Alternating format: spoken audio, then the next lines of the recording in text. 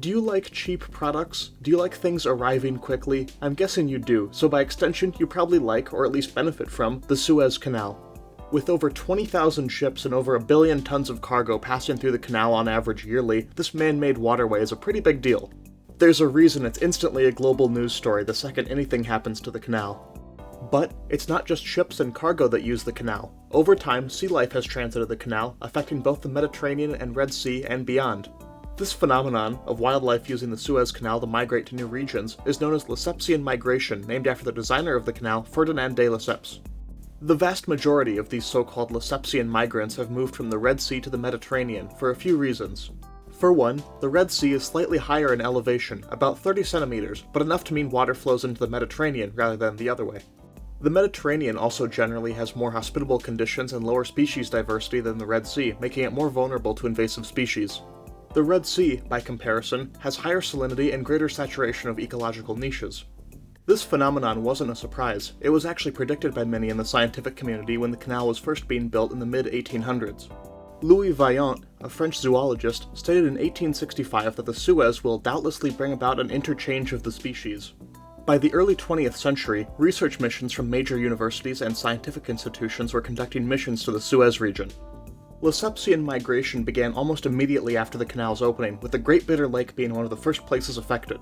The Great Bitter Lake today is a salt lake that serves as essentially a passing lane for ships transiting the Suez Canal, though originally it was a dry valley with salt deposits before being flooded for the canal. Due to the resulting high salinity, the near-constant pollution from shipping traffic, and the frequent dredging that is needed to maintain the canal, populations of the sea creatures that have managed to colonize this place are very low. The Great Bitter Lake's inhospitable nature makes it act as a filter to a limited degree. This is yet another factor benefiting Red Sea fauna. The Red Sea is full of fish from the greater Indo-Pacific region, and the greater diversity simply makes it more likely that something will eventually break through to the Mediterranean. This filtering ability has greatly weakened over time as the lake's salinity has steadily dropped over the years. As for the canal proper, a few species have managed to survive here, such as Branchiostoma, a type of lancelet that lives in sediment. The canal has also formed muddy substrates underwater in a few places, which have been colonized by some crabs and sea snails. The shores along the canal in some places have become suitable habitats for waterfowl, attracting birds like pelicans, flamingos, and ducks.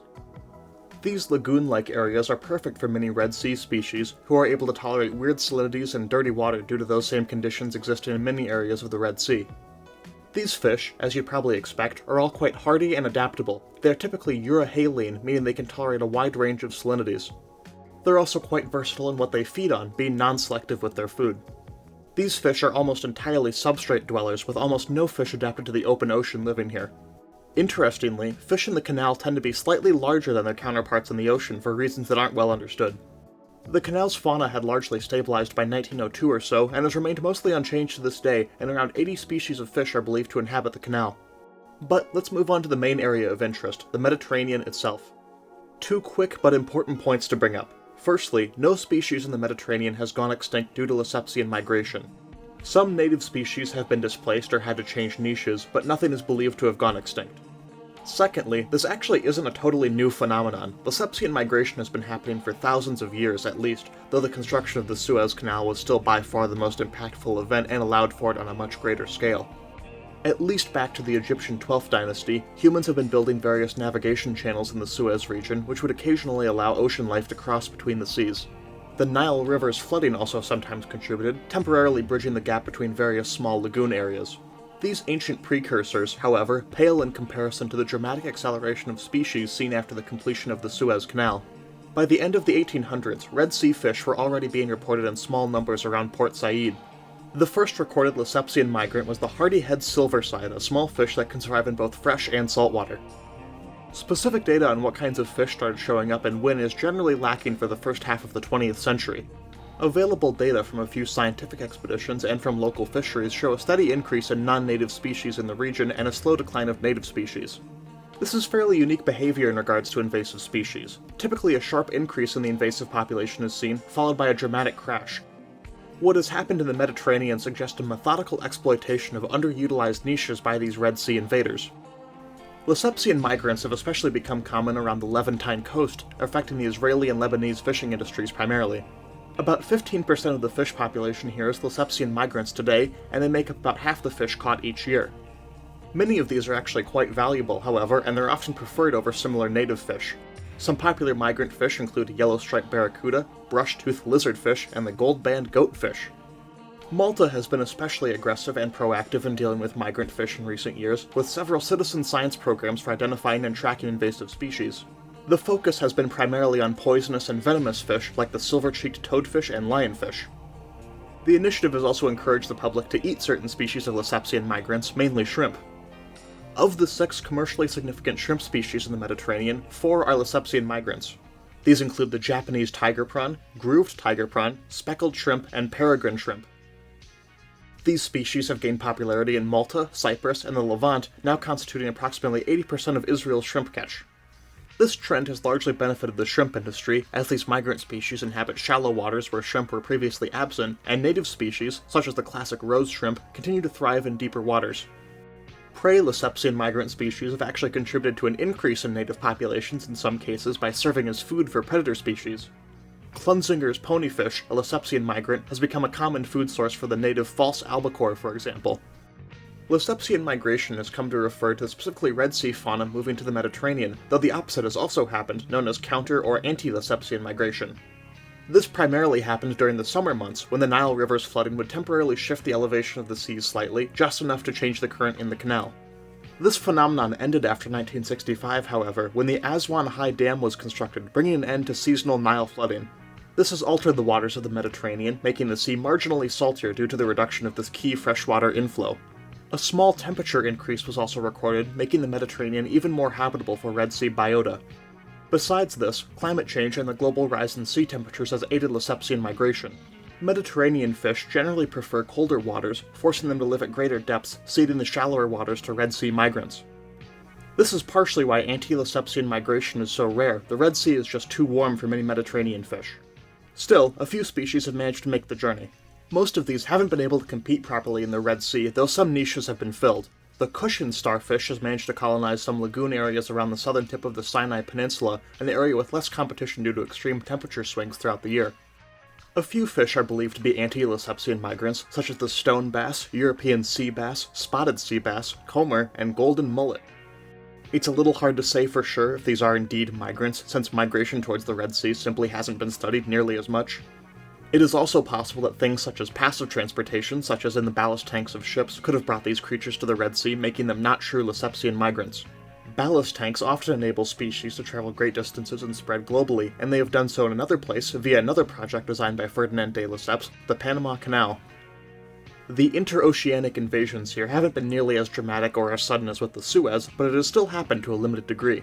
There are a few factors that make the Panama Canal less conducive to species migration. Firstly, unlike the Suez Canal, which functions more like a river, the Panama Canal uses a system of locks to raise and lower ships, preventing most fish and other aquatic life from swimming through directly. Secondly, Gatun Lake, a significant portion of the canal's route, is entirely freshwater.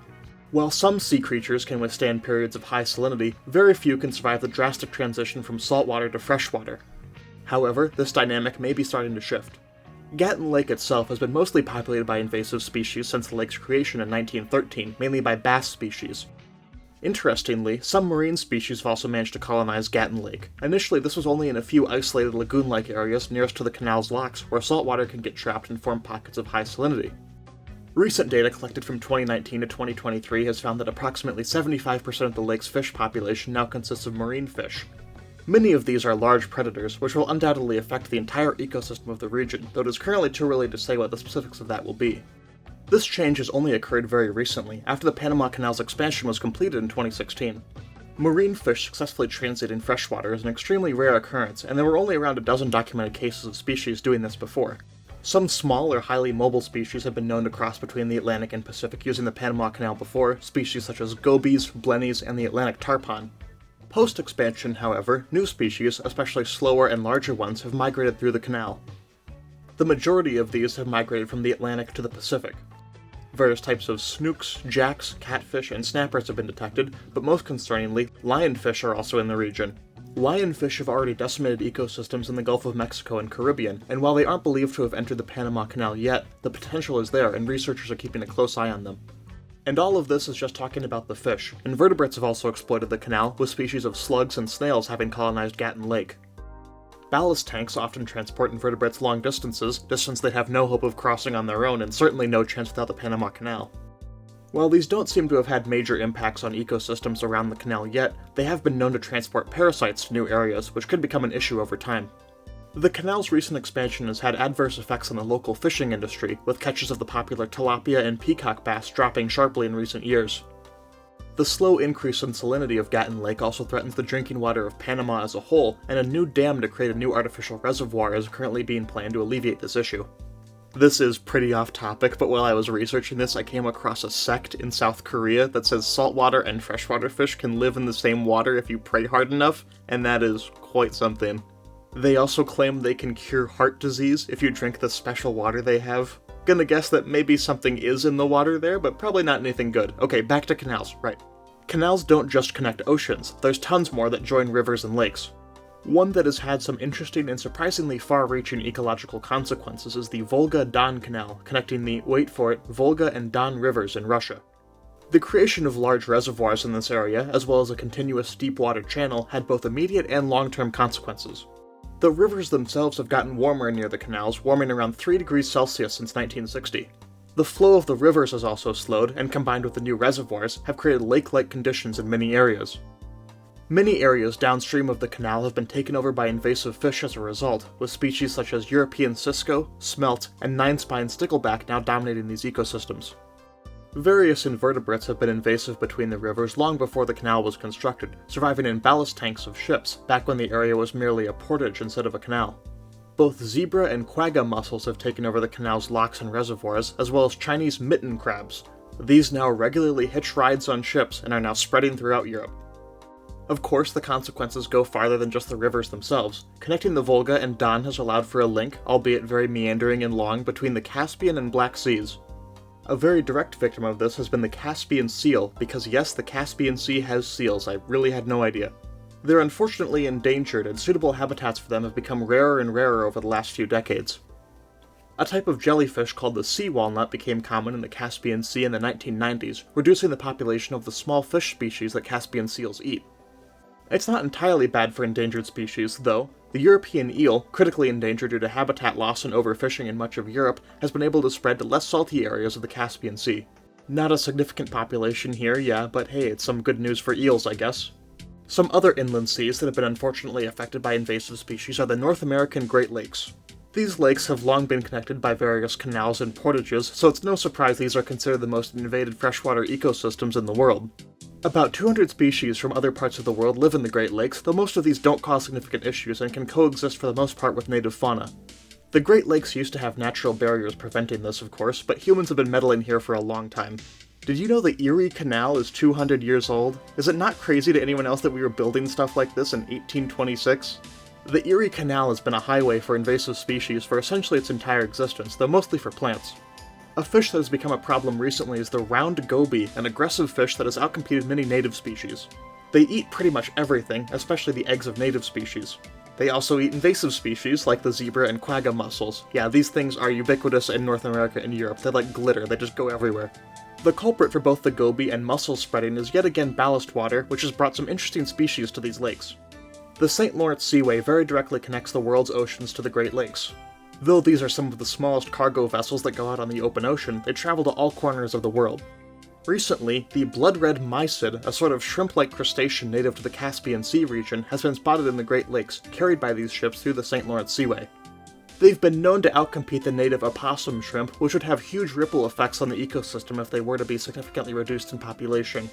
Probably the most famous and most impactful fish to spread through the canal system has been the sea lamprey, a parasitic eel-like fish. Pretty scary looking. Sea lampreys are native to the Atlantic Ocean, but they can also live in freshwater without issue. They were first spotted in Lake Ontario in 1835, probably arriving via the Erie Canal. They were unable to go beyond Lake Ontario until the late 1800s or so, when improvements to the Welland Canal, which bypasses the natural barrier of Niagara Falls, allowed them to spread to the rest of the lakes. Most native fish cannot survive a sea lamprey attack, and they are one of the largest threats to the native fish population in the Great Lakes. Thankfully, recent measures to control their populations are proving effective. One measure has been the development of lampricides, a specialized chemical that kills lampreys in the larval stage but is harmless to anything else. At certain choke points and canals, specialized traps for catching lampreys have been installed with great success, cutting the local lamprey population in half in some cases. That sort of idea hasn't just been used against lampreys, however. In the Chicago area waterway system, where the only continuous link between the Great Lakes and the Mississippi River exists, a system of electric barriers has been installed. This is primarily for combating the spread of Asian carp, a highly invasive fish in North America, though that's getting beyond the scope of this video. I wanted to mention it as mainly a success story and a potential solution for the future. Canals are part of the reason we can have such an interconnected world, responsible for delivering everything from oil to produce and a million other things, but they've also affected the planet's environments too. While their ecological impacts might not be a huge deal just yet, it's definitely something worth keeping an eye on. Ecological issues can be hard to spot and are both environmentally catastrophic and extremely expensive to fix. Canals connect the economy, but they also connect our ecosystems in ways that can be devastating if we aren't careful.